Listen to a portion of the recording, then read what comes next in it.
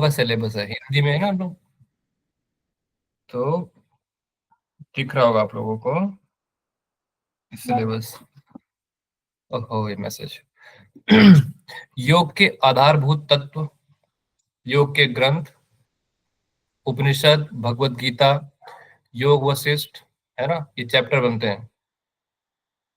और योग के ग्रंथ, योग उपनिषद, आप लोगों को नाम याद होने चाहिए। योग के प्रमुख उपनिषद कौन कौन से हैं, और योग के जो योग उपनिषद है वो कौन कौन से हैं, उन सब के नेम्स कम से कम आप लोग याद रखिएगा। आप लोग क्या पढ़ने वाले हो, ये 10 यूनिट देख रहे हो ना, ये 10 यूनिट में ये पूरा पढ़ना है आप लोगों को। योग के आधारभूत तत्व आप लोग की तैयारी करवाई जा रही होगी, योग का इतिहास, है ना, योग के विविध संप्रदाय इसमें आप पढ़ते हैं। फिर चैप्टर 2 आता है, तो इसमें आप पढ़ते हैं, ये इसमें बेसिकली 3 चीजें होती हैं, मुख्य उपनिषद, भगवत गीता और योग वशिष्ठ। इन तीनों को मिलाकर आपका एक चैप्टर बनता है।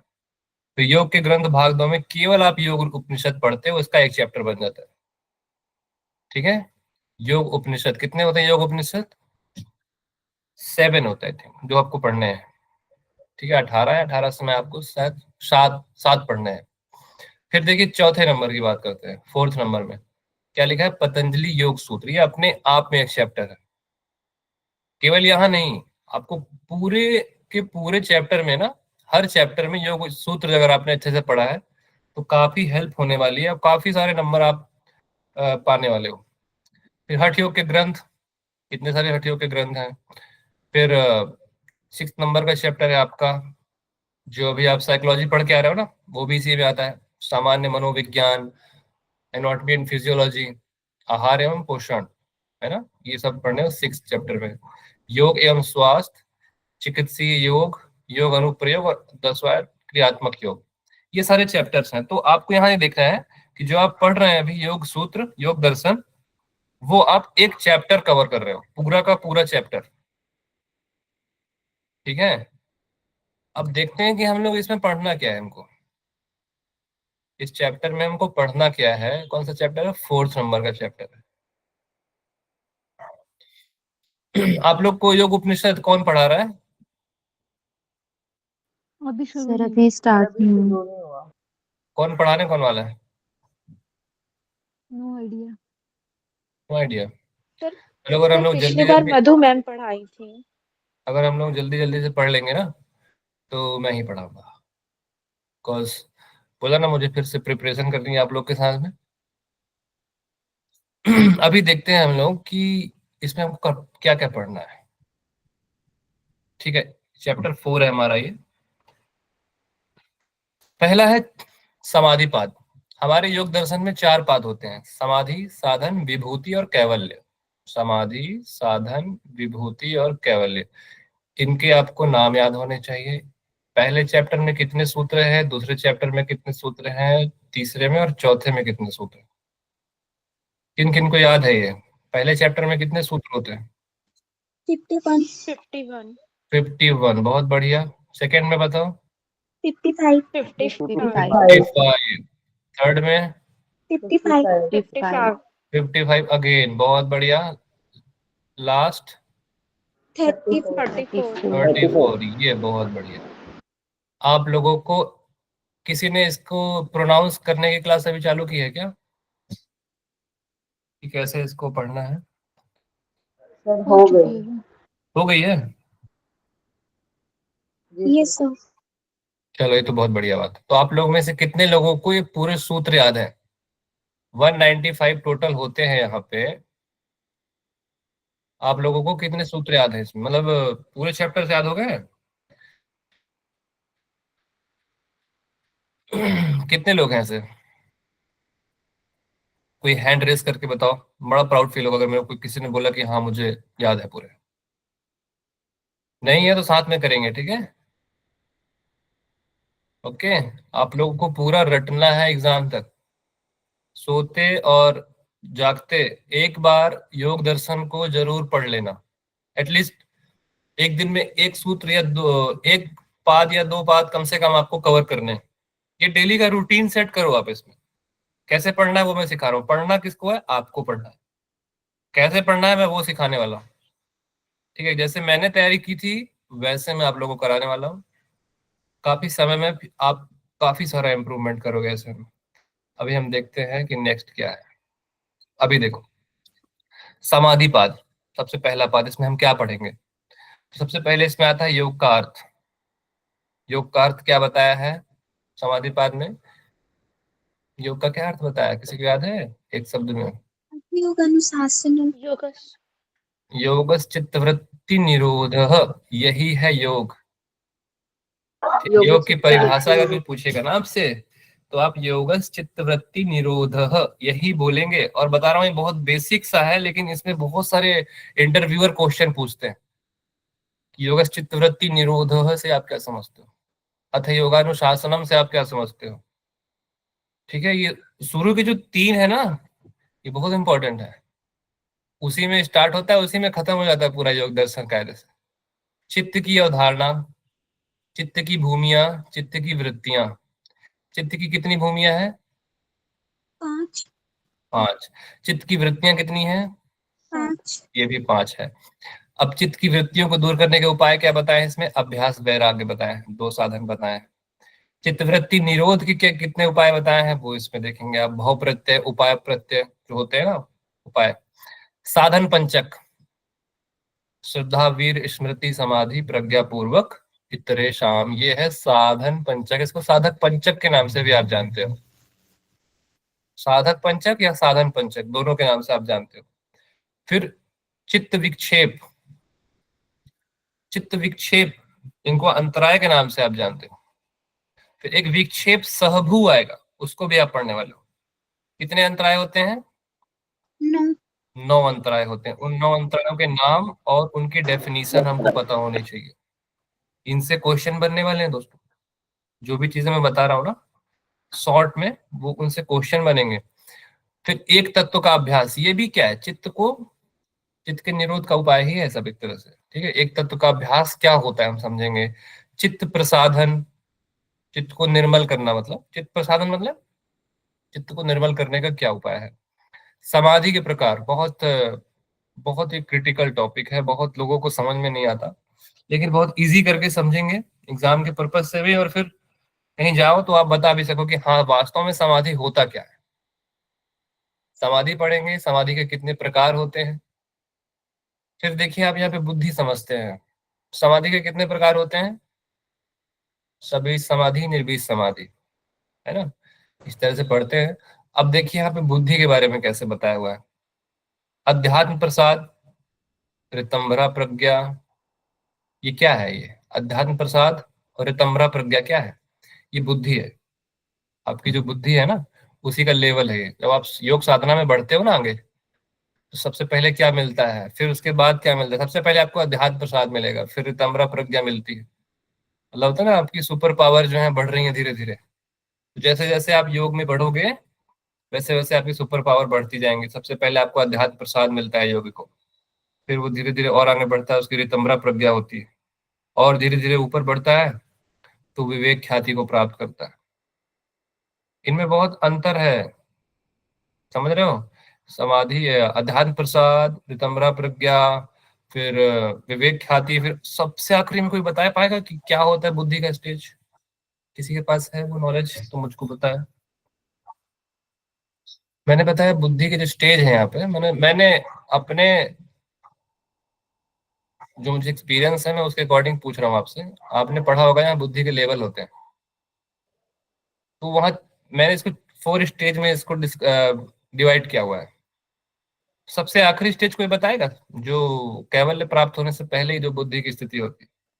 धर्म में एक समाधि वाला है ना सर? बहुत बढ़िया, बहुत बढ़िया, बहुत बढ़िया।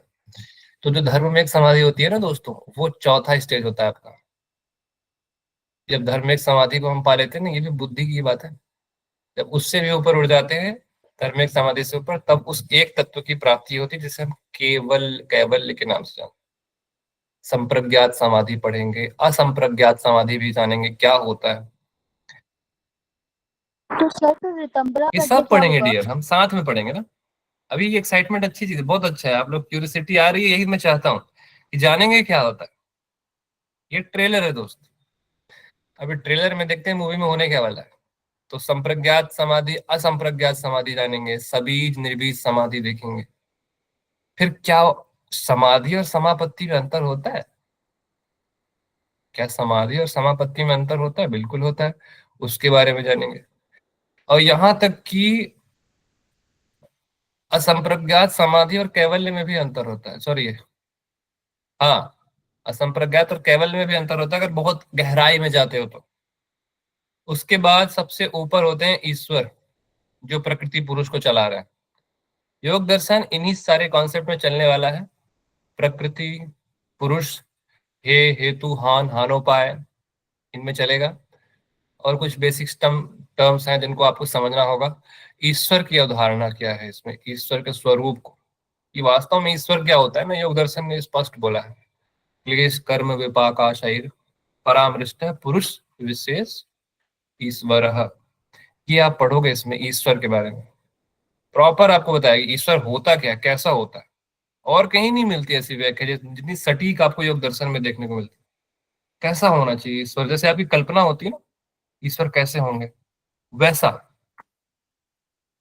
ईश्वर के गुण क्या होंगे, ईश्वर प्रणिधान की प्रक्रिया क्या होगी, ये सारा आप पढ़ेंगे समाधि पाद में। ठीक है, तो ये हो गया समाधि पाद। समाधि पाद में समझ के क्या पढ़ेंगे, बेसिकली समाधि पाद जैसा नाम है तो उसी के ऊपर डेडिकेटेड होगा ये बोला पूरा का पूरा पाद। समाधि पाद को जानेंगे पूरा, बेसिक से लेके एक्स्ट्रा एडवांस। अब साधन पाद, समाधि को प्राप्त करने के साधन। समाधि के देखो 4 पाद हैं इसमें, समाधि, साधन, विभूति, कैवल्य। समाधि अंतिम लक्ष्य है, मतलब समाधि जो है एक तरह से जो पहला चैप्टर है वो आखिरी चैप्टर है। ऐसे होता है ना कि पुष्पा आपने देखी, अभी पुष्पा 2 रिलीज हुई थी, आपने देखा होगा। उसमें स्टार्टिंग में पुष्पा 3 को दिखा दिया कि वो जापान जा रहा है लड़ने, स्टार्टिंग में दिखा दिया। तो सेम टू सेम आप, मैं इसलिए एग्जांपल ऐसे दे रहा हूँ क्योंकि आप सारे लोग जो हैं मूवीज देखते होंगे। हम योगी हैं लेकिन हम मॉडर्न योगी, हम कोई हिमालय में तो बैठे नहीं है भाई, भौतिक दुनिया से जुड़े हुए सारे लोग हैं।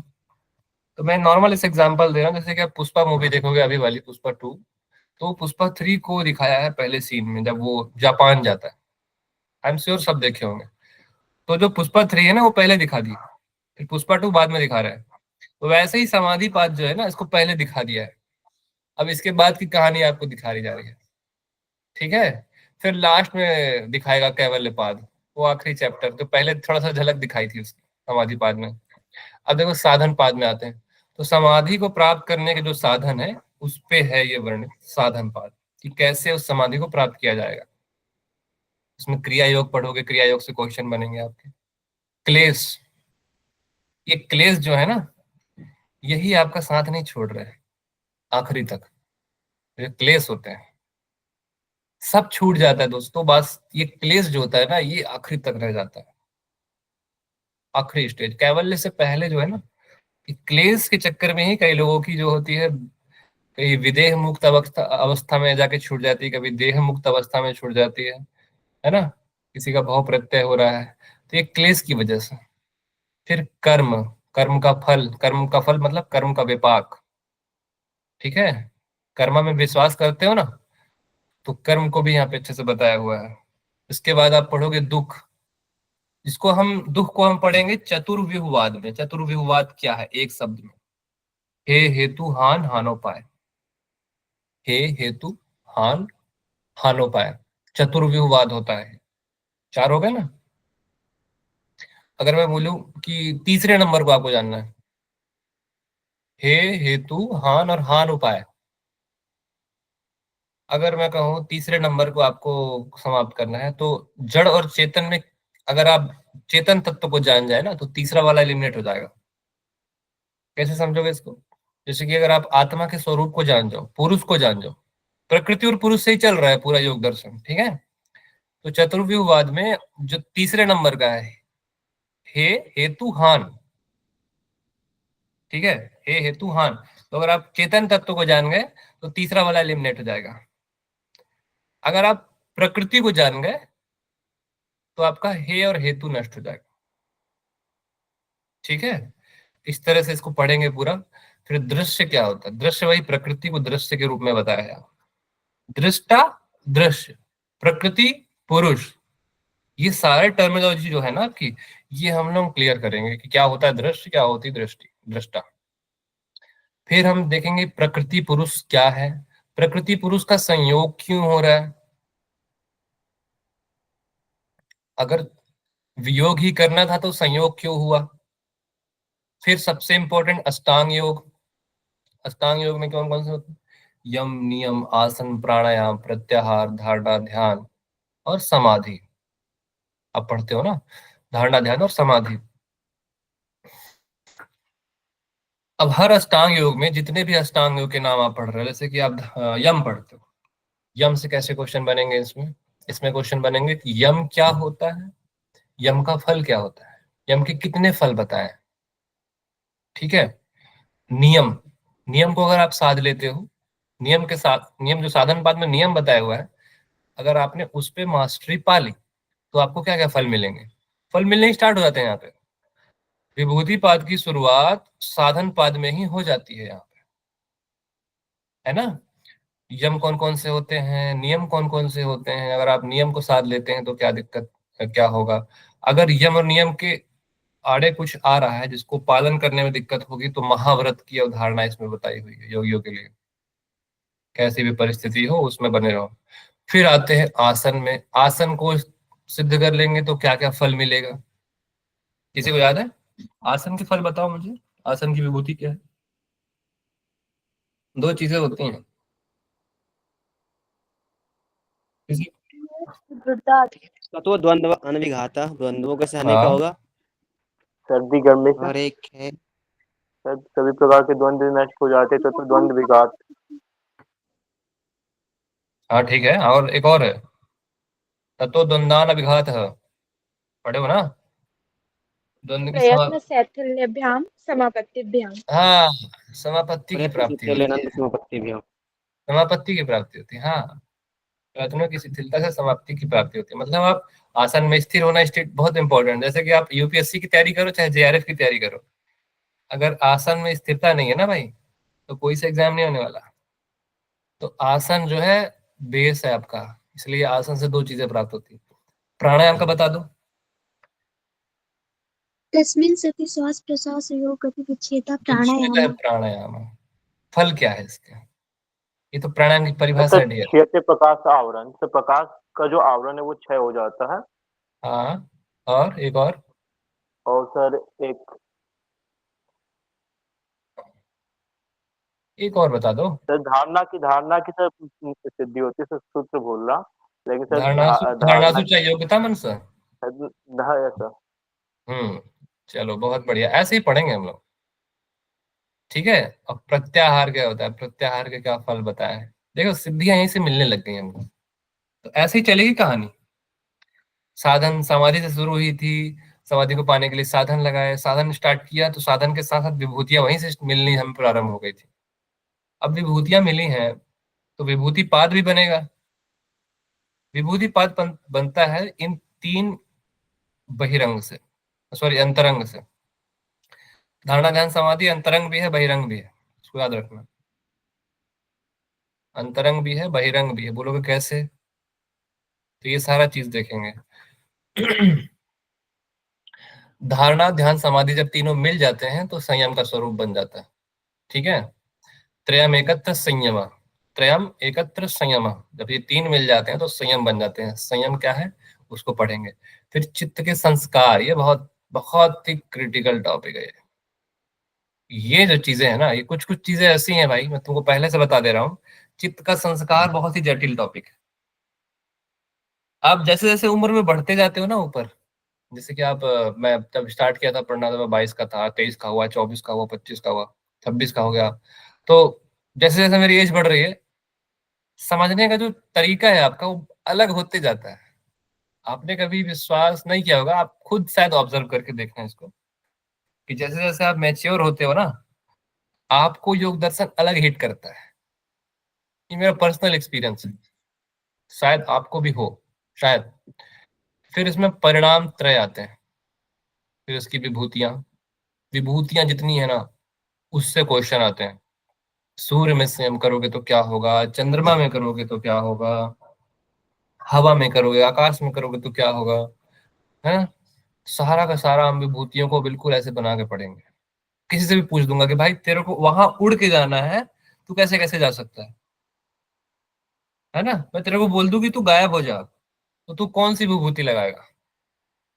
ओह शिट, मैं दिख रहा हूँ, थोड़ा बहुत तो दिख रहा हूँ। हेलो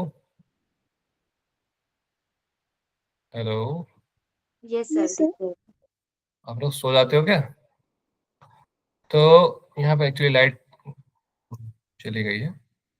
तो मैं कहाँ पे था, मैं था इसमें। जैसे कि मैं आपसे बोल दूं कि तेरे को अभी गायब होना है ना, मिस्टर इंडिया बनना है, तो तू कैसे करेगा, कौन सी इसमें सिद्धि लगाएगा। तो तुमको तुरंत बताना है कि ये वाली विभूति यूज करेंगे हम। मतलब एक कहानी की तरह, एक मूवी की तरह हम इसको पूरा पढ़ेंगे, है ना, इस चैप्टर को। तो अच्छे से याद रहेगा आपको, क्योंकि पढ़ना बस नहीं है, हमको एग्जाम तक लेके जाना है उसको। फिर आखिरी में आता है 5 साधन सिद्धि के। सिद्धि के 5 साधन पढ़ेंगे, निर्माण चित्त की अवधारणा पढ़ेंगे, समाधि जनित सिद्धि में क्या क्या प्राप्त होता है उसका महत्व देखेंगे, कर्म के भी बारे में वर्णन है। कई बार देखा है मैंने कि कर्म का प्रकार पूछा है कि कर्म कितने कितने प्रकार के बताए हैं इसमें। चलो बताओ, घेरण संहिता में कितने प्रकार बताए हैं।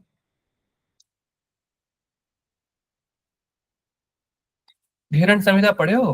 घेरण संहिता में कर्मों का वर्णन है, शुरू में ही किया गया है।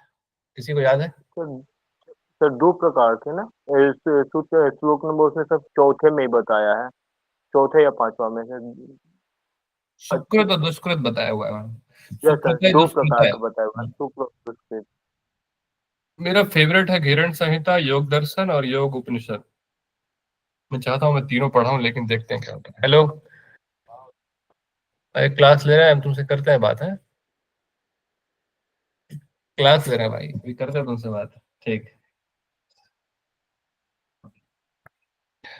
फिर वासना।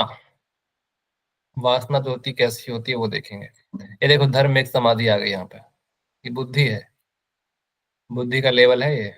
फिर धर्म एक समाधि का फल ये देखना है। विवेक ख्याति का निरूपण और कैवल्य का निर्वचन इसमें बताया हुआ, कैवल्य की प्राप्ति कैसे होगी। ये सारा चैप्टर समझ में आ गया आपको कि चारों के चारों चैप्टर कैसे होंगे, कैसे हम आगे बढ़ेंगे। ठीक है, जहां पे आपको याद समझना है ना, वो सारा एक से एक चलते जाएंगे हम, एक एक करके। अभी चलो एक चीज और देखते हैं हम। ये तो हो गया सिलेबस, है ना। अब चलो देख लेते हैं कि क्वेश्चन कैसे पूछता है।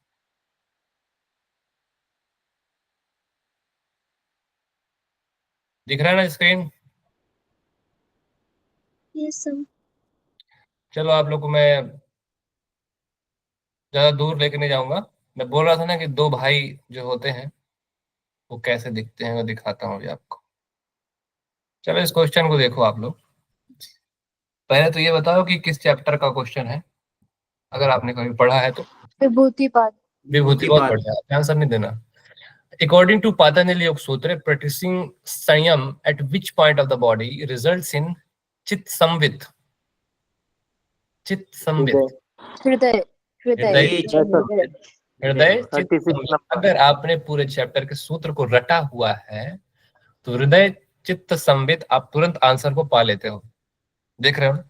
तो आपने अगर ये पढ़ा होगा तो तीसरा आप क्वेश्चन, तीसरा ऑप्शन आप लगाएंगे और क्वेश्चन में +2 पाएंगे, और एक कदम जेआरएफ की ओर, है ना। आगे बढ़ते हैं चलो। तो नेक्स्ट क्वेश्चन, योग सूत्र के अनुसार देखो पूछा है यहाँ पे, आत्म भाव भावना की निवृत्ति किससे होती है। ये चारों भाई हैं मेरे भाई। ये चारों जुड़वा भाई हैं। अमर, अकबर, एंथनी, एक और भाई था कोई। तो ये लोकदर्शी, आत्मदर्शी, विशेषदर्शी, सर्वलोकदर्शी। अगर आप विशेषदर्शी आत्मदर्शी दूसरा नंबर। तुक्का मारो, आप लोग देखते हैं। और विशेषदर्शी। और आत्मदर्शी। आत्मदर्शी में। तो देखो ये कैसा एकदम सब सेम टू सेम लग रहा है ना। इसका सही उत्तर है मेरे भाई विशेषदर्शी। इसका सही आंसर जो है वो है विशेषदर्शी। ऐसे आते क्वेश्चंस। और देखते हैं चलो। योग सूत्र के अनुसार इसका आंसर समझ में आया ना, विशेषदर्शी। और दिखा देता हूं यहाँ पास। विशेष दर्शन आत्मभाव भावना विनिवृत्ति। चित्त और आत्मा के भेद को अगर आप जान लेते हैं तो आपका आत्मभाव विषयक भावना से आपको सर्वथा निवृत्त हो जाते हो आप उससे। किन दो चीज को जान लेने से? विशेष दर्शन से संबंध क्या क्या चीज का है? चित्त और आत्मा का।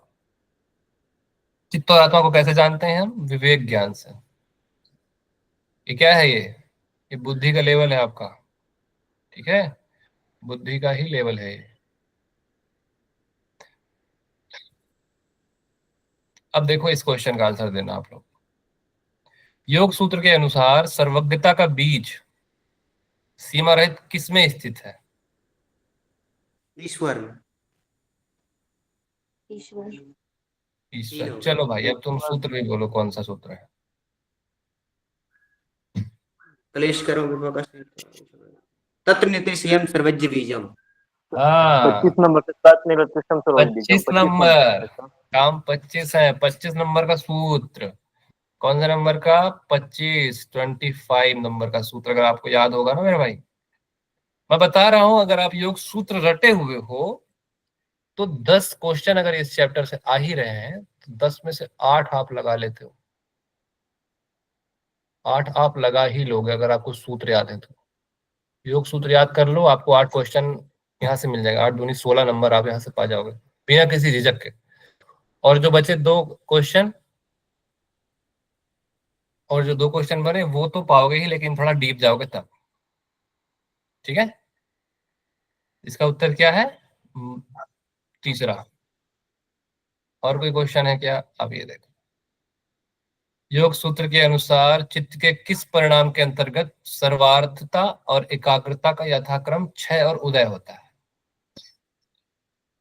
सर्वार्थता और एकाग्रता का यथाक्रम क्षय और उदय होता है। चलो अब इसको बताओ। इस सूत्र याद होता ना तो बन जाता। समाधि परिणाम है। हाँ? सर्वार्थते एकाग्रते क्षयोदय चित्तस्य समाधि परिणाम। इससे 11 नंबर सूत्र तीसरे का। हाँ तो कौन सा आंसर इसका? पहला होगा तो विभूतिपात समाधि परिणाम। समाधि हाँ तो परिणाम। तीसरे का 11 नंबर। कैसे बना ये आंसर? आपको सूत्र याद है। आपको सूत्र याद है इसलिए आपको ये बन गया। जिसको जिसको याद नहीं है बोले अरे ये क्या है यार, मेरे को तो समझ में नहीं आया, ये तो आया चला गया। तो ऐसे करके हम इसको सॉल्व करेंगे। पिंड अथवा मानव शरीर में 9 चक्रों का वर्णन किस ग्रंथ में मिलता है? सिद्ध सिद्धांत पद्धति। बहुत बढ़िया। ऐसे क्वेश्चन आएंगे भाई, देख लो एक बार, खुद को तैयार कर लो कि ऐसे क्वेश्चन आएंगे। सिद्ध सिद्धांत पद्धति के अनुसार अवधूत योगी के लक्षण किस उपदेश में वर्णित है? सिक्स्थ वाले में। 6th वाले में। बहुत बढ़िया। अगला क्वेश्चन। मयूरासन के 6 किस ग्रंथ में वर्णित है? 6 प्रकार। हठ रत्नावली। हठ रत्नावली। हठ रत्नावली में जो 6 प्रकार बताए हैं उनके नाम भी पढ़ लेना, ठीक है। एक वो ही है जो डिफरेंट डिफरेंट बताता है। ओम के उच्चारण किस आधार के अंतर्गत करना चाहिए सिद्ध सिद्धांत में? किस आधार में ओम का वर्ण उच्चारण बताया है? तालु में, हृदय में, नाभि में, घंटिका में? हृदय से। सर इसमें कंफ्यूजन है हृदय और घंटिका इन दोनों में। हृदय होना चाहिए, लेकिन फिर भी एक बार आप अच्छे से देखना है इसको। अभी आपको निगम मैम पढ़ा रही हैं तो ये अब पढ़े हो गए सिगमंड फ्रॉयड क्या है, ठीक है। ऐसे क्वेश्चन बनते हैं भाई। और कोई योग सूत्र का क्वेश्चन है क्या? हाँ ये देखो एक और आ गया। महर्षि पतंजलि ने योग सूत्र में सकारात्मक व्यवहार के लिए कौन सा उपाय बताया? मैत्री करुणा। मैत्री करुणा मैत्री करुणा मुदितोपेक्षाणाम। आप लोग कितने स्मार्ट हो, आप लोग को तो जरूरत ही नहीं है पढ़ने की। कितना अच्छा है नहीं? आप लोग का बनेगा। योग दर्शन से मैं एक भी क्वेश्चन नहीं जाने दूंगा, ठीक है। मेरे पे विश्वास रखना बस। अपने गुरु पे विश्वास रखोगे तो जरूर सफलता पाओगे। ठीक है, ऐसे क्वेश्चन आने वाले हैं। ये आयुर्वेद का क्वेश्चन है, ये वाला। चलो,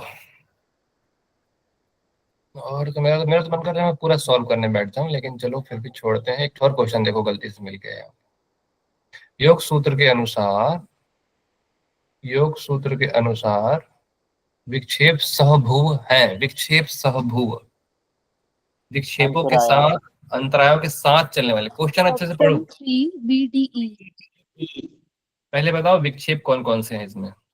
दुख, दोर्मनस, अंग में ज्योति, श्वास प्रश्वास, विक्षेप सब। तुमसे मैंने पूछा है मेरे भाई, पहले बताओ विक्षेप कौन कौन से हैं। अभिरति अविरति और अवस्थित तत्व। अवस्थित तत्व। अनवस्थित तत्व और अविरति जो है वो विक्षेप हैं। ये दोनों विक्षेप हैं। अब बचे कौन कौन से? दोर्मनस से बच गया, अंगमेजत्व तो बच गया, प्रश्वास बच गया। तो ये जो तरीका है ना, ये सही तरीका है सॉल्व करने का। सर, ठीक है, विक्षेप और विक्षेप सहभुव में क्या डिफरेंस है? सहभू मतलब, विक्षेप मतलब डियर होता है अंतराय। विक्षेप मतलब क्या होता है? विक्षेप, अंतराय। विक्षेप का सिनोनिम्स क्या होता है? अंतराय। विक्षेप सहभू मतलब अंतरायों के साथ चलने वाला। Clear? Okay sir, thank you. तो ये होता है, ऐसा आता है क्वेश्चन। देखो कितना जो झटपट झटपट आंसर करेगा ना, क्या करेगा, विक्षेप सहभू नहीं देखेगा, विक्षेप देखेगा वो, और कुछ ना कुछ अलग सलत लगा लेगा। आपको बैठना है, अच्छे से देखना है। मैं आपको अपना रिकॉर्ड बता रहा हूँ, जब मैंने अपना एग्जाम दिया था JRF का ना, तो आप विश्वास नहीं करोगे, मैंने अपना पेपर 45 मिनट में कर लिया था। पूछोगे कैसे? 45 मिनट में मैंने पेपर 2 पेपर 1 दोनों कर लिए थे। मानते हो आप लोग? डूब गए थे इम्पॉसिबल सर। हाँ, सर ये इम्पॉसिबल जैसा है। ये इम्पॉसिबल जैसा है, लेकिन मैंने अपना पेपर 45 मिनट में किया था। पेपर 2 जो है, देखते ही तुरंत टिक, इसका ये उत्तर ये है, इसका ये उत्तर ये है। ऐसे ऐसा कॉन्फिडेंस जब आपको मिलता है ना, तो आप जरूर पाते हो JRF। JRF के लिए ही पढ़ता है। हमको नेट नहीं चाहिए, फ्री में भी नहीं चाहिए। फ्री में भी नेट महंगा है योगा वालों के लिए। बात थोड़ी सी कड़वी है, लेकिन देखो दोस्तों, मैं ना बहुत खरा बोलने वाला आदमी हूँ। इस चक्कर में कई बार दिक्कतें का सामना करना पड़ता है, लेकिन मैं सही कह रहा हूँ। नेट अपने मुंह से मत कहना। क्या नहीं बोलोगे आप लोग? नेट। नेट। मैं नेट की तैयारी नहीं कर रही हूँ, नहीं कर रहा हूँ, मैं JRF की तैयारी कर रहा हूँ। क्योंकि मैनिफेस्ट सुने हो? मैनिफेस्टेशन, हम जो भी मैनिफेस्ट करते हैं ना, वो हमको मिलता है। जो भी आप बोलोगे ना, वो आपको मिलता है। अगर आपने मैनिफेस्ट किया है नेट नेट, तो मिलेगा आपको नेट। JRF किसी भी सूरत में नहीं मिलने वाला। Always say JRF। तो ये हम पढ़ने वाले हैं। और कहाँ थे हम लोग? हाँ, चलो आज के लिए इतना ही। हम लोग फिर समझेंगे कि ये वाले चार्ट को समझेंगे, क्या बोलते हैं इसको, कि इस पे आप देख रहे हो ना, पुरुष प्रकृति क्या होती है। दिख रहा है? पुरुष और प्रकृति क्या होती है। इसका मुझे वो नहीं मिल रहा है माउस। देखो, पुरुष और प्रकृति क्या होती है, इसमें हमको समझना है। महत क्या होता है, अहंकार क्या होता है, सत रज और तम, ये कैसे बनती है। ये चार्ट है। सांख्य और योग, दो चीजें हम जानते हैं, सांख्य योग और योग दर्शन। ये दोनों सेम है, लेकिन क्या डिफरेंस है दोनों में? सांख्य दर्शन थोड़ा सा ज्यादा टफ है, सीधा है लेकिन टफ है। योग दर्शन थोड़ा सा घुमावदार है लेकिन सरल है। सांख्य और योग में अगर कोई अंतर बोले ना, ये पूरा का पूरा जो है, ये सांख्य दर्शन में मिलता है वर्णन। अंतर क्या आ जाता है इसमें सांख्य और योग में? गॉड का जो 26 नंबर है ना, वो है गॉड। इसको समझ लो आप लोग। हाइलाइटर पेन, चलो ऐसे समझते हैं। महत पुरुष और प्रकृति हमेशा से अलग है। क्या है? अलग। पुरुष अलग है, प्रकृति अलग है। पुरुष चेतन तत्व है, प्रकृति जड़ तत्व। ये दोनों अलग है। पुरुष जो है वो गॉड का ही एक पार्ट है, ईश्वर का ही एक पार्ट है ना। पुरुष क्या है? आत्मा। पुरुष क्या है? एक आत्मा। और ईश्वर क्या है? शुद्ध चेतन स्वरूप पर ब्रह्म, शुद्ध आत्मा। ऐसे समझ लो। और इसमें मैं एक्चुअली मैं डायग्राम नहीं बना पा रहा हूँ, तो नहीं क्या दिक्कत आ रही है, don't know what's the problem. लेकिन फिर भी आप समझो, जो गॉड है ना वो बड़ा वाला बॉक्स है, और पुरुष जो है वो छोटा वाला बॉक्स है, छोटा सा। जैसे ये बड़ा सा रखा हुआ है, ये जो छोटा सा दिख रहा है ना कर्सर मेरा, तो ये हो गया आपका पुरुष। और जो बड़ा सा बॉक्स दिख रहा है वो हो गया गॉड। और बड़ा जो देख रहे हो, जितना बड़ा आप देख सको, वो है गॉड। तो पुरुष जो है परमात्मा का ही एक अभिन्न अंग है। ठीक है। पुरुष हमेशा से अलग था, प्रकृति हमेशा से अलग हुई। जैसे ही पुरुष का प्रकाश प्रकृति में मिलता है, पुरुष अलग है, प्रकृति अलग है, जैसे ही पुरुष का प्रकाश प्रकृति पे पड़ा, महत तत्व की उत्पत्ति हुई। अब दो चीज याद याद रखना, एक होता है विकार, एक होता है विकारी। क्या क्या होता है? एक होता है विकार, एक होता है विकारी। अब दिखेगा ये, अब मैं लिखूंगा भी इसमें। सबका उपाय है दोस्तों, उपाय प्रत्यय लगाना पड़ता है थोड़ा सा। हाँ देखो, यहाँ पे आप देखो, ये है पुरुष, ये है प्रकृति, ये दोनों अलग है। पुरुष का प्रकाश जैसे ही पड़ता है प्रकृति पे, और ये सब कर कौन रहा है? ये सब कर कौन रहा है? गॉड। गॉड कर रहे हैं। तुम्हारे जीवन में अगर कोई दुख आ रहा है ना, कौन दे रहा है?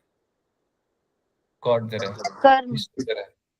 तुम कुछ नहीं कर रहे हो। ये सब अध्यात्म की दुनिया में ना आप कुछ नहीं करते, सब ईश्वर कर रहे हैं। आप एक कठपुतली की तरह बस उनकी काम कर रहे हैं। वो सब उन्होंने लिख रखा है, सब उनका। वो ऊपर से बैठ के देख रहे हैं आपको, वो ही करा रहे हैं सब कुछ। अगर ये कॉन्सेप्ट नहीं लाते हो तो ये बन जाता है सांख्य दर्शन। सब प्रकृति कर रही है। अगर मैं कह रहा हूँ गॉड कर रहे हैं, तो योग दर्शन बोल रही है। अगर मैं कह रहा हूँ सब प्रकृति कर रही है, प्रकृति प्रधान है सब कुछ, तो कौन कर रहा है? सांख्य दर्शन कर रहा है। कॉन्सेप्ट इसी समझने के लिए यहाँ पे गॉड है। हम तो गॉड को मानते हैं, तो मैं मानता हूँ कि गॉड है। ठीक है। तो गॉड करा रहे सब। पुरुष अलग, प्रकृति अलग। पुरुष प्रकृति के मिलने से बनता है महत। जो उत्पन्न होता है वो कहलाता है विकार। जो उत्पन्न होता है वह कहलाता है विकार। ठीक है। जो उत्पन्न करता है वह कहलाता है विकारी। क्या कहलाता है? विकारी। ठीक है। विकार और विकारी, ये दो चीज समझ लो। अब देखना, बताना इसमें आप लोग, बताना क्या क्या विकार है, क्या विकारी है। प्रकृति और पुरुष का जब आपस में संयोग होता है तो महत अर्थात बुद्धि की उत्पत्ति हुई। तो प्रकृति क्या है यहाँ पे? विकार। प्रकृति यहाँ पे विकारी है। फिर बुद्धि उत्पन्न करती है अहंकार। अहंकार मतलब एग्जिस्टेंस। जब तक आपके भीतर मैं का एहसास है ना, अहम ब्रह्मास्मि, अहम ब्रह्मास्मि जब हम करते हैं ना, जब हमारा अहम समाप्त होकर केवल ब्रह्मास्मि शेष बच जाता है ना, वो होता है मोक्ष। तो जब तक वो अहम का आपके पास है, जब तक पुरुष का, जब तक पुरुष के भीतर अहम का भाव है, तब तक वो सही नहीं है, वो विकृत अवस्था है। ठीक है। अहंकार तीन प्रकार के बताए, मतलब बुद्धि यहाँ तीन प्रकार के, सत, रज और तम। अब बताओ अहंकार क्या है? मैं की भावना। अहंकार मैं की भावना है। उसमें विकार और विकारी बताओ मेरे को। अहंकार विकार है या विकारी? विकार है। अहंकार विकार है। तो अहंकार के बच्चे नहीं है? है ना, 3 3 है सर। 3 बच्चे हैं भाई, उसको तो ट्रिपल पैदा हुए हैं, कैसे नहीं है? सत्पुरुष उत्पन्न। उसको तो 3 बच्चे हैं अहंकार के। तो भाई अहंकार विकार भी हुआ, विकारी भी हुआ ना। क्लियर है? प्रकृति केवल विकारी है, प्रकृति ने महत को उत्पन्न किया, क्योंकि प्रकृति केवल उत्पन्न कर रही है, प्रकृति किसी से उत्पन्न नहीं हो रही, प्रकृति हमेशा यहाँ रहेगी। ठीक है? महत उत्पन्न हुआ प्रकृति और पुरुष के संयोग से, तो महत जो है, बुद्धि जो है, वो विकार है, और महत उत्पन्न भी कर रहा है अहंकार को, इसलिए महत विकारी भी है। महत उत्पन्न भी हो रहा है, और बना भी रहा है, मतलब विकारी। अहंकार उत्पन्न भी हो रहा है और बना भी रहा है। अहंकार भी क्या हो गया? विकार और विकारी दोनों। समझ में आया? जो उत्पन्न होता है वो विकार कहलाता है, जो उत्पन्न करता है वो विकारी कहलाता है। प्रकृति किसी से उत्पन्न नहीं हो रही, इसलिए केवल वो विकारी है। ये क्लियर होना चाहिए आप लोग को। अब अहंकार के 3 बच्चे हैं। सत अहंकार से उत्पन्न हुए, सत, रज और ये तम। सत जो होते हैं, सत के 3 होते हैं, मन, ज्ञान इंद्रिय और कर्म इंद्रिय। सत से क्या उत्पन्न हुए? सत अहंकार, सत बुद्धि से क्या उत्पन्न हुए? सतगुण से मन, ज्ञानेन्द्रिय और कर्मेंद्रिय। ज्ञानेन्द्रिय क्या क्या होती हैं? आंख, नाक, कान, जीभ और त्वचा। इसको आप दूसरे वाले में याद रखना। नोज को हम जानते हैं घ्राण इंद्रियों के नाम से, है ना? उसका दूसरा नाम याद है संस्कृत वाला? त्वचा को हम जानते हैं त्वक के नाम से।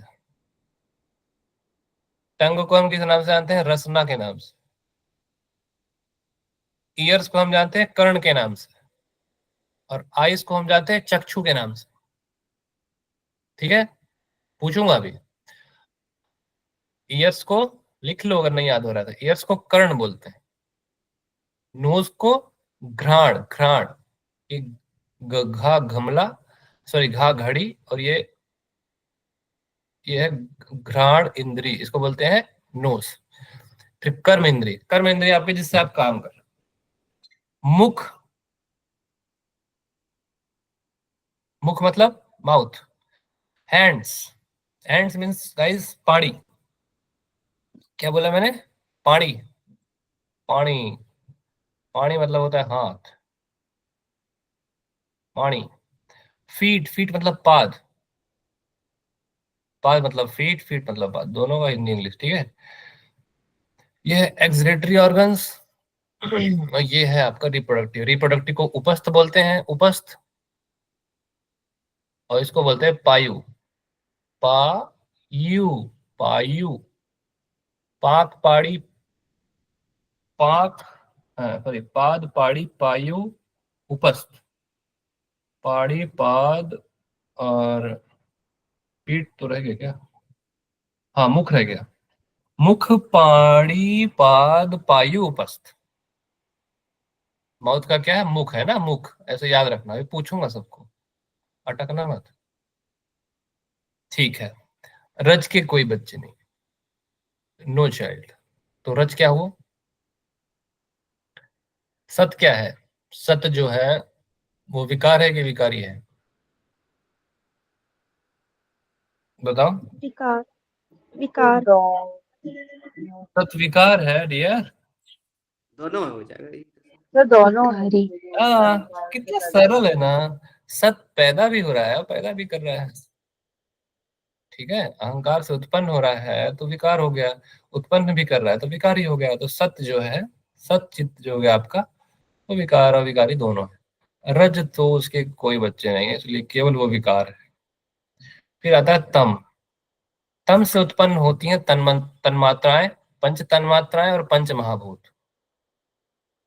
पंच तन्मात्राएं शब्द, स्पर्श, रूप, रस, गंध। पंच महाभूत आकाश, वायु, अग्नि, जल, पृथ्वी। उल्टा भी याद रखना, पृथ्वी, जल, अग्नि, वायु, आकाश, दोनों तरफ से याद रखना। आकाश, वायु, अग्नि, जल, पृथ्वी, पृथ्वी, जल, अग्नि, वायु, आकाश, दोनों का सीक्वेंस आप याद रखना, अपने टंग में रखना, टिप ऑफ द टंग। शब्द स्पर्श रूप रस गंध, गंध रस रूप स्पर्श शब्द, ऐसे भी याद रखना, इसको एग्जाम में पूछ लेगा। अब बताओ तम क्या है, अब बताओ कि तम क्या है, तम। सर विकार और विकारी दोनों। विकार और विकारी दोनों है, क्यों है ऐसा? सर क्योंकि वो अहंकार से उत्पन्न भी हो रहा है और उत्पन्न भी कर। उत्पन्न भी कर रहा है, बहुत बढ़िया दोस्त, वो आप लोग बहुत अच्छे से किए। 5 टाइप्स ऑफ चित्तवृत्ति। चित्तवृत्ति जो होती है 3 तरह की होती है, सत, रज और तम।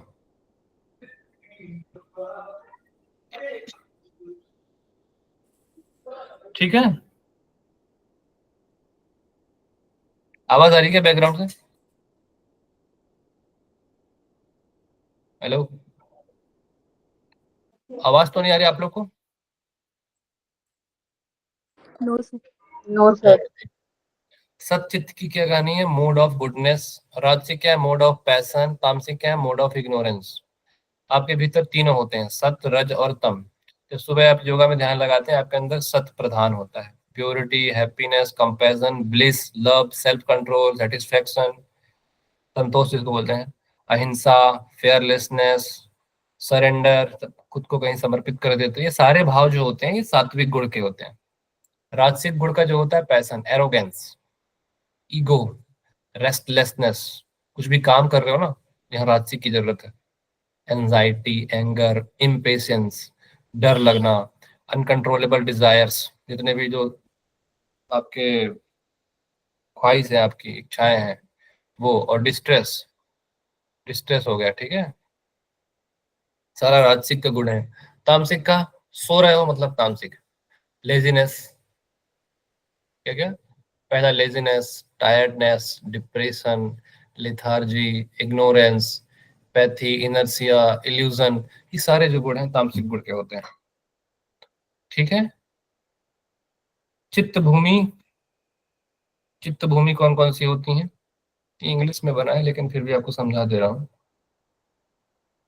नाम केवल बता रहा हूं आज। क्षिप्त, मूढ़, विक्षिप्त, एकाग्र, निरुद्ध। आपको याद रखना है क्षिप्त में कौन सा गुण होता है, मूढ़, क्षिप्त में कौन सा गुण होता है, मूढ़ में कौन सा गुण होता है, विक्षिप्त में कौन सा गुण होता है, एकाग्र में और निरुद्ध में कौन कौन से गुण होते हैं। ठीक है, क्षिप्त में रज प्रधान होता है, क्षिप्त, मूढ़, विक्षिप्त, एकाग्र, निरुद्ध। तो रज, मूढ़ में तम, विक्षिप्त में सत डोमिनेंट होता है और कभी कभी रज डोमिनेंट की इन्फ्लुएंस ही होती है। एकाग्र में केवल सत डोमिनेंस होगा, केवल सत। विक्षिप्त में क्या डिफरेंस आ रहा है विक्षिप्त और एकाग्र में? कि विक्षिप्त में क्या बीच बीच में रज आ जा रहा है, तम नहीं आ रहा है इसमें, लेकिन बीच बीच में रज आ जा रहा है। लेकिन गाइस एकाग्र में ना केवल और केवल सत है, केवल सत। फिर निरुद्ध में ये निर्गुण प्रधान होता है, इसमें कोई गुण नहीं होते हैं, निर्गुण अवस्था ही आपकी योग है। तो चित्त की जब आपकी भूमि निरुद्ध अवस्था में पहुंच जाती है ना, उसको बोलते हैं असंप्रज्ञात समाधि। जब केवल सत बचता है तो उसको बोलते हैं संप्रज्ञात समाधि। समझ लो, जब आप एकाग्र अवस्था में हो तो आप धर्म एक समाधि में हो। कौन से समाधि में? धर्म एक समाधि में। आपकी बुद्धि का लेवल धर्म एक समाधि का है। और जब और ऊपर चले जाओगे तो धर्म एक समाधि भी समाप्त हो जाएगी, केवल की प्राप्ति हो जाएगी, वो है निरुद्ध, कोई गुण नहीं। ठीक है, प्रमाण, विपर्य, विकल्प, निद्रा, स्मृति आपकी वृत्तियां हैं। नाम मालूम है इनके वृत्तियों के? वृत्तियां कौन कौन सी होती हैं? प्रमाण, विपर्य, विकल्प, निद्रा, स्मृतियां, पंच वृत्तियां। ठीक है, 5 वृत्तियां होती है। प्रमाण, इसमें 3 प्रकार के प्रमाण हैं, अनुमान, प्रत्यक्ष, आगम। प्रत्यक्ष, अनुमान और आगम, ये है प्रत्यक्ष, अनुमान, फिर आगम। ठीक है, प्रत्यक्ष क्या है, प्रमाण क्या, अनुमान क्या है, ये सब हम लास्ट में पढ़ेंगे, कल पढ़ेंगे उसको। डिस्कार्ड। अभी आज के लिए इतना इनफ है मुझे लगता है। हम्म हरिओम सर। हम्म सर मुझे कुछ पूछना था। सर टाइमिंग इसकी 8 o'clock हो सकती है क्या? क्या चाहता था मैं, वही था। एक सेकंड रुकना, मैं भूल गया कहाँ गया ये। मिल जा भाई। हाँ, मैं आ गया। 17 लोग हैं अभी क्लास में, मतलब 16 लोग हैं कुल। तो आप लोग रेगुलर बने रहो, हम लोग क्वेश्चन भी सॉल्व करेंगे, कॉन्सेप्ट भी समझेंगे, अच्छे से पढ़ेंगे। आज की क्लास कैसी लगी बताओ थोड़ा शॉर्ट में, थोड़ा शॉर्ट में फीडबैक दे दो, समझ में आया कि नहीं आई, बोर लगा, जो भी है जैसा है। पहले फीडबैक दे दो फिर क्वेश्चन। बोल के लिखो, ऐसे हम सब मत भेजो मेरे को, कुछ टाइप करके भेजो यार। हम लोग इतनी मेहनत करते हैं आप लोग के लिए, कम से कम थोड़ा तो अप्रिशिएट करना चाहिए आप लोगों को। जो भी कमियां हैं वो भी बताओ, हर इंसान में कमियां होती हैं। Thank you Prerna ji, Shanti, nice sir, Luv Jain, Shobha Chaudhary की बोल रही है नाइस सर जी, सर बहुत अच्छी लगी। पीयूष जी, पीयूष आप तो बीच में आ रहे थे जा रहे थे, आ रहे थे जा रहे थे, ऐसा क्यों करते हो भाई? धर्मेंद्र सर जी, नेटवर्क प्रॉब्लम हो रही थी। चलिए कोई बात नहीं। गुड सर, फील ब्लेस्ड, बहुत कुछ सीखेंगे, यस बहुत कुछ सीखेंगे साथ में। सर क्लास बहुत अच्छी थी, वेरी नाइस। सोनाली पाटिल, सभी जायसवाल, आशा देश पांडे। आशा जी आप पहले पढ़ चुके हो क्या मेरे से? निष्ठा गुप्ता, ये सारे नाम पता नहीं क्यों देखे हुए लग रहे हैं, कहीं तो देखा है आप लोगों को। हम्म, आप लोग में से कितने लोग मुझे जानते हो पहले से? आई एम एग्री की टाइम जो है ना, वो बिल्कुल अम, सही नहीं है। एग्री के मतलब एग्जॉस्ट हो जाते हैं हम सब इतने टाइम। घर वाले हैं, कई सारी लड़कियां शादीशुदा हैं, बच्चे होंगे, तो खाना भी बनाना होता होगा, है ना? 7 से 8, 8 से 9, ऐसा बोल रहे हो क्या आप लोग?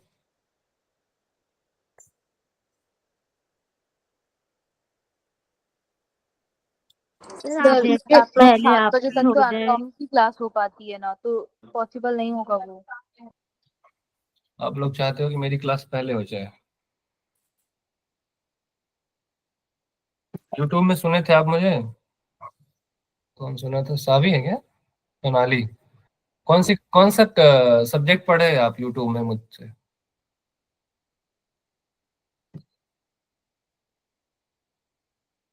माइक खोल सकते हो आप, ठीक है, बिल्कुल वेलकम है। बस क्लास के बीच में ज्यादा मत खा लो, खोला करो। सर टाइम सही रहता तो और मन लगता, बढ़िया सर। आप लोग को मैंने ली है सर क्लास हट प्रदीपिका, मैंने हट प्रदीप का नहीं पढ़ाई डियर, नेवर, नेवर एवर, मैंने हट प्रदीप का नहीं पढ़ाई। कोई और होगा फिर?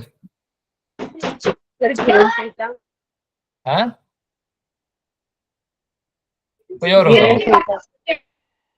घिरण संहिता पढ़ी होगी, हाँ, थोड़ी बहुत बातें तो सीखे हैं। तो चलो फिर अब हम लोग कल पढ़ेंगे। टाइमिंग आपको क्या डिस्कस कर रहे हो, 1 मिनट में रिकॉर्डिंग ऑफ कर दूं, फिर हम डिस्कस करते हैं, ठीक है? यूट्यूब में जो भी देख रहे हो आप लोग, कुछ प्रॉब्लम्स आ रही है, समझ में नहीं आ रहा है, तो आप कमेंट करके बता सकते हो। धन्यवाद।